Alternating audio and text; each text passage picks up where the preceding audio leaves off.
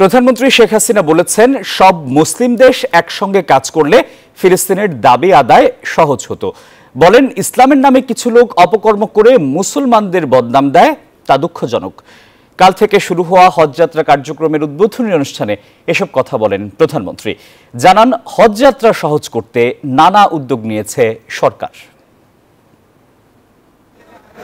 এবার বাংলাদেশ থেকে হজে যাচ্ছেন ৮৫,২৫৭ জন। এর মধ্যে ৪,৫৬২ জন সরকারি ব্যবস্থাপনায় আর বেসরকারি ব্যবস্থাপনায় যাচ্ছেন ৮০,৬৯৫ জন। ৩টি এয়ারলাইন্স ১২ জুন পর্যন্ত মক্কা এবং মদিনায় পৌঁছাবেন তাদের। বৃহস্পতিবার থেকে আনুষ্ঠানিকভাবে শুরু হবে এই যাত্রা। বুধবার এই কার্যক্রমের আনুষ্ঠানিক উদ্বোধন করলেন প্রধানমন্ত্রী শেখ হাসিনা। প্রধানমন্ত্রী বলেন, ডিজিটাল বাংলাদেশ বাস্তবায়নের কারণেই হজযাত্রীদের ভোগান্তি কমেছে। হয়রানি ছাড়া ঘরে বসেই সব কাজ করতে পারছেন তারা। ডিজিটাল বাংলাদেশ প্রবাদের স্যাটেলাইট বঙ্গবন্ধু ১ উৎক্ষেপণ করা, ব্রডব্যান্ড সমস্ত জায়গায় পৌঁছে দেওয়া, ওয়াইফাই কানেকশন দেওয়া, এসব করার ফলে কিন্তু আজকে এই সহজ পদ্ধতিতে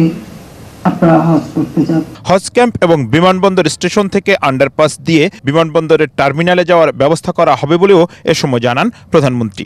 হজ ক্যাম্পের সাথে বিমানবন্দরের যোগাযোগটা এটা আন্ডারপাস দিয়েই হবে। খুব সহজে আপনারা পৌঁছে যেতে পারবেন, মালপত্র নিয়ে যাওয়া যাবে, সে ব্যবস্থাও করা হচ্ছে। এখানে পায়ে হেঁটে যাওয়ার দরকার হবে না, তার জন্য আমরা বিশেষ ব্যবস্থা করে দিচ্ছি। সরকার প্রধান বলেন, সব মুসলিম দেশ একসঙ্গে কাজ করলে ফিলিস্তিন সহ বিশ্ব মুসলমানের দাবি আদায় সহজ হতো। সবসময় যেখানে আমি কথা বলছি, আমি আমার কণ্ঠস্বর আমি প্রতি জায়গায় এর প্রতিবাদ করে যাচ্ছি। কারণ প্যালেস্টাইন তারা তাদের আরব ভূখণ্ডে তাদের জায়গা তারা পাবে, এটা তাদের অধিকার। আজকে যদি আমাদের সকল মুসলিম কান্ট্রিগুলি এক হয়ে একযোগে কাজ করতে পারত, তাহলে আরো আমরা এই ব্যাপারে অনেক অগ্রগামী হতে পারতাম। বাংলাদেশের উন্নয়ন সমৃদ্ধির পাশাপাশি মুসলিম উম্মার জন্য হজযাত্রীদের কাছে দোয়া চাইলেন সরকার প্রধান।